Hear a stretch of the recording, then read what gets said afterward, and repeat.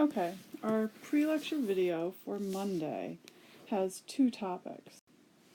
We'll be looking a little bit at Newton's third law and then spend a very short amount of time on free body diagrams.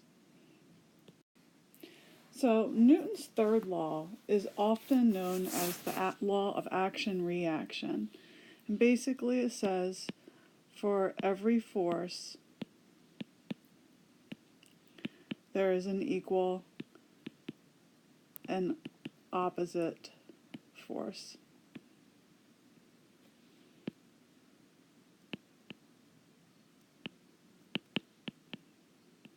So from this idea, forces come in pairs.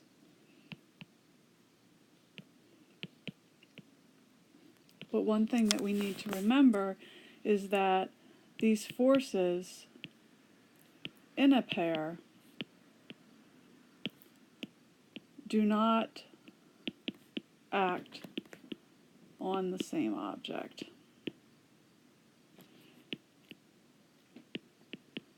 And you will have a question like that, I think, on the pre-lecture, or at least we'll talk about it in class. Usually the way it's written is something like this.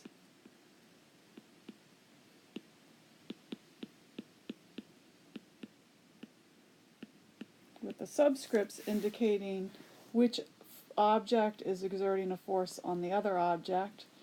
You see that these two are switched, the A on B and B on A, emphasizing the fact that these pairs act on two different objects, and the fact that they're equal in magnitude, same F, but opposite in direction, which is what the negative sign means. So we can sort of think about really common examples of an action-reaction pair. For instance, if I push on the wall pushes back on me. If I kick a ball, I exert a force on the ball exerts a force back on me, and so on. In fact, the ball is going to be our example. Here we have a picture of an action-reaction pair. The foot is object A, the ball is object B. Here we see that the force that A exerts on B, that's in this direction, up and to the right. Of course, the foot is kicking the ball in that way. But as it does so, the ball exerts a force back on the foot. And these two forces are equal and opposite. So that is the idea of the third law. So let's just look at a couple pictures and see if we can identify the action-reaction pairs, because sometimes they aren't what you think. People get confused. So here we have an apple sitting on a table, and there's a couple different forces acting on this apple. For instance, there's the force acting down on it, which we would actually usually think of as its weight. And we also might think of the force that the table exerts on the apple as well, and that is usually talked about or referred to as the normal force. But here we see that the normal force isn't included, but we say, what is the reaction pair to the force that the earth exerts on an apple? Remember, for an action-reaction pair, it's two objects interacting, and so we have to deal with something that has to do with the apple and the earth. And so as the earth is pulling down on the apple, believe it or not, and we'll learn about this when we learn about gravity, the apple is actually pulling up on the earth with exactly the same force. It's just that the force is directed in the opposite direction. So this arrow is up, and the other arrow for the other force is down. And so the way that we state Newton's third law is written right here. That the force of the apple on the earth is equal to minus the force that the earth exerts on the apple. Here is another example. Here, remember when I drew the arrow up and I called the force that the table exerted on the apple the normal force? Keep in mind, okay, so that's the force the table exerts on the apple. The action-reaction pair to that is that has to do with the apple and the table. So its pair, the action-reaction pair for the force that the table exerts on the apple, would be the force that the apple exerts on the table. Again, this is how we would state then the law of action-reaction, or Newton's third law, that the force the apple exerts on the table is equal and opposite to the force that the table exerts on the apple. Notice again that both of these forces act on different objects. It's very important that you notice that. Here's another example of a situation where we might have an opportunity to have some action-reaction pairs. We have this mason, and he's trying to move this very heavy block by using a rope tied around it. So of course he's going to be pulling on the rope is going to be pulling on the block, and then of course we will assume that we will see that there will be action-reaction pairs to these different forces. So for instance here is the force that the mason is exerting on the rope. See, he's pulling to the right, but in reaction to that, the rope will be pulling back on him with an equal and opposite force. And so we might be able to make a relationship or an equation for these two forces by just putting in that negative sign. Here's another example of an action-reaction pair in this picture. As the rope pulls on the block and pulls to the right, the block is actually going to be pulling on the rope in the opposite direction. And again, that's how we would make them into an equation, that these forces are equal and opposite. Again, keep in mind that in all these cases, these two forces act on different objects. This is the force that is exerted on the rope.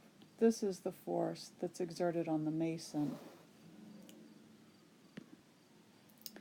Now, where we sometimes get into trouble is someone might think, okay, what about the mason? The force that the mason exerts on the rope is to the right, and there's also a force on the rope because of the block. These can't be an action-reaction pair because both of these are forces that are on the rope. And an action-reaction pair, the two forces in a pair don't act on the same object. And so this actually becomes sort of important when we start thinking about free body diagrams, because a free body diagram, and again, it's a term that makes things sound a little bit more complicated than they are, but when we start to apply Newton's laws of motion, which we are learning in this chapter, to problems that we can solve, mathematically, the first place that we're going to want to start is we'll focus on an object, and we're going to identify the forces acting on that object, and then use that picture to help us write an equation that obeys Newton's laws. So free body diagrams really, what the first thing we have to do is we're identifying forces that act on an object, and those forces may be causing the object to accelerate. The forces actually may result in the object staying at rest, or finally, maybe the object is moving at a constant velocity. So if we can identify these forces and make a simple drawing of the situation and label the forces that act on the object, then that will allow us then to use our picture to use Newton's second law, and we'll be able to solve for things that we don't know. Sometimes we'll solve for acceleration, sometimes we'll solve for an unknown force. There's always a million different things that you might be asked to do. All right, so here's an example of a free body diagram, and you might think that it looks really similar to some of the pictures we saw earlier when we were talking about Newton's third law, but hopefully you'll notice that these aren't action-reaction pairs. So in this picture, we're focusing on the forces that act on the apple.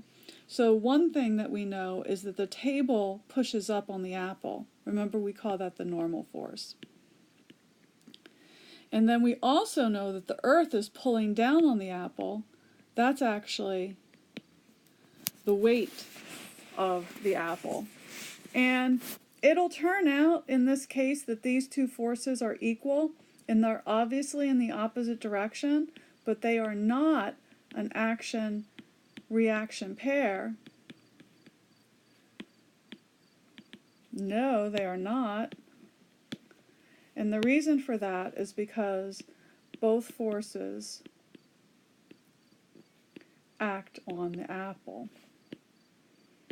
And when we're doing a free body diagram, we want to be very careful to say that we're thinking about only the forces acting on a particular object. Here is another problem. This is a little bit more involved depending on how we want to look at it, but we're just going to look at it in a more simple way. We're going to kind of think of block A and B, kind of think of them together.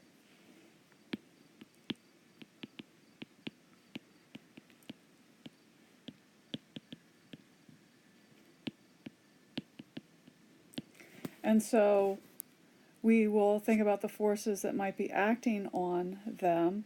So we would have the normal force,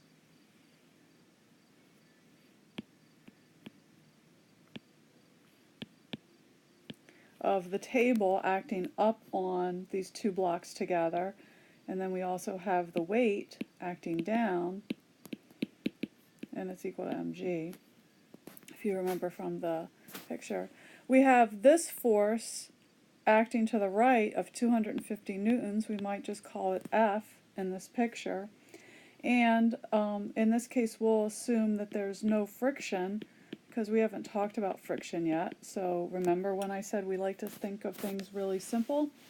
We won't have to worry about that. So this might be a free body diagram of this system. This is, you know, the two blocks acting together. And we just have the normal force. In this picture, we're assuming that it's the normal force that the surface is exerting on the two blocks together. And the same thing for the weight, the total weight of the two blocks together. If we looked at these blocks independently, we might realize that there's a force on B due to A, and then also there's a force on A due to B, but these two forces cancel out because they're an action-reaction pair, so we don't have to worry about them.